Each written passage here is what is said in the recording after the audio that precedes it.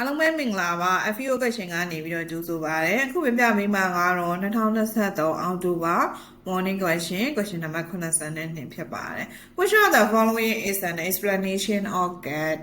cat ရဲ့ explanation ကိုမေးထားပါတယ် cat ရဲ့အဓိပ္ပာယ်ဖွင့်ဆိုချက်ကိုမေးထားပါတယ်အဲ့တော့ cat ဆိုတာဘာလဲဆိုလို့ရှိရင် computer aided design ဖြစ်တယ်နော် cat ဆိုတာ computer computer aided design ဖြစ်ပါတယ် aided design ဖြစ်တယ်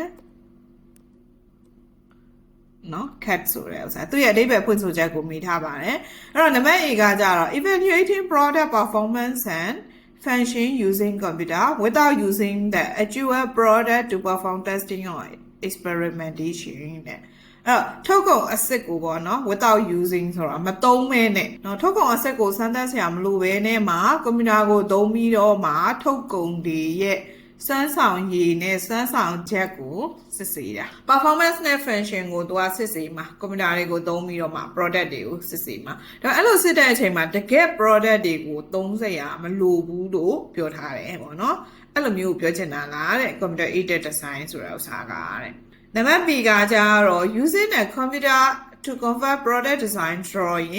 to process design information and support automation of machine processing etc.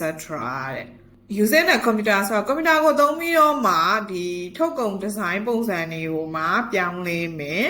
ဘယ်လိုတွေလဲဆိုလို့ရှိရင် secretary တွေရဲ့အလိုအလျောက် support ထောက်ပံ့ပေးတဲ့ဥစ္စာကိုမှထောက်ပံ့တာတွေကိုသုံးပြီးတော့မှမလုပ်မှာလဲဆိုလို့ရှိရင်ထုတ်ကုန်ရဲ့ design ပုံစံတွေကိုဆွဲပေးမှာအဲ့တော့ထုတ်ကုန်ရဲ့ design ပုံစံတွေကိုပြောင်းလဲမယ်ပြီးလို့ရှိရင်စက်ကရိယာတွေရဲ့အလိုအလျောက်လှုပ်ဆောင်မှုတွေကိုမှထောက်ပံ့ပြီးတော့မှ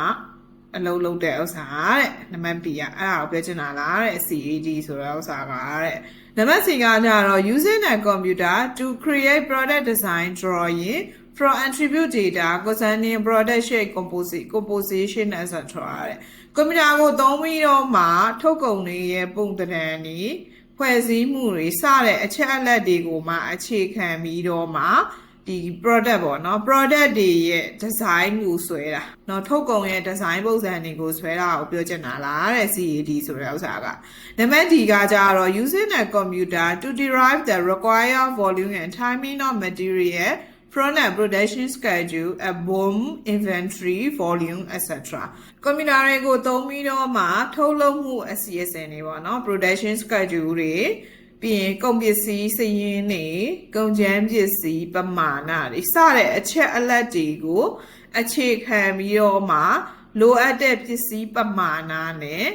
အချိန်ကိုတွက်ချက်တာတဲ့အဲ့ဒီဥစ္စာမှာအဲ့ဒါကိုပြောချင်တာလားတဲ့ CAD ဆိုတဲ့ဥစ္စာကတဲ့အဲ့တော့ computer aided design လို့ပြောတဲ့အတွက်ကြောင့်မလို့ CAD ဒီ computer aided design ဆိုပြီးပြောတဲ့အတွက်ကြောင့်မလို့ design ထုတ်တဲ့အချိန်မှာသုံးမှာပေါ့နော်အဲ့တော့ computer ကိုမှအသုံးပြုပြီးတော့မှအဲ့ဒီအသုံးပြုထားတဲ့ထုတ်ကုန်တွေရဲ့နော်ထုတ်ကုန်တွေရဲ့ပုံသဏ္ဍာန်တွေဖွဲ့စည်းမှုတွေစသဖြင့်အဲ့ဒီဥစ္စာတွေကိုအခြေခံပြီးတော့မှထုတ်ကုန် design ပုံစံတွေကိုဆွဲတာဖြစ်တယ်အဲ့တော့ကြောင့်မလို့နံပါတ် C ကအဖြေမှန်လေးဖြစ်တယ် computer aided design အတွက်အဲ့တော့နံပါတ် A ကကြတော့သူဒီဘာလုပ်တာလဲဆိုလို့ရှိရင် computer aided testing လို့ပြောတယ်သူကကွန်ပျူတာကိုသုံးပြီးတော့မှတကယ် product တွေကိုစမ်းသပ်ဆရာမလိုဘဲနဲ့မှာ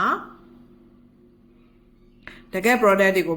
တိုက်ရိုက်စမ်းသပ်ဆရာမလိုဘဲနဲ့သူကကွန်ပျူတာကိုသုံးပြီးတော့မှဒီ performance တွေ function တွေကိုစစ်ဆေးတာ computer aided testing ဖြစ်တယ်နံပါတ် B ကကြတော့ computer aided manufacturing engineering ကို explanation လုပ်ထားတာနောက်နံပါတ် D ကကြတော့ computer aided manufacturing planning ကို definition ဖွင့်ထားတာပါဗီဒီယိုလေးကိုဆုံးထိကြည့်ပေးတဲ့အတွက်ကျေးဇူးတင်ပါတယ်နောက်ထပ်ဗီဒီယိုတွေမှာပြန်ပြီးတော့တွေ့ကြပါမယ်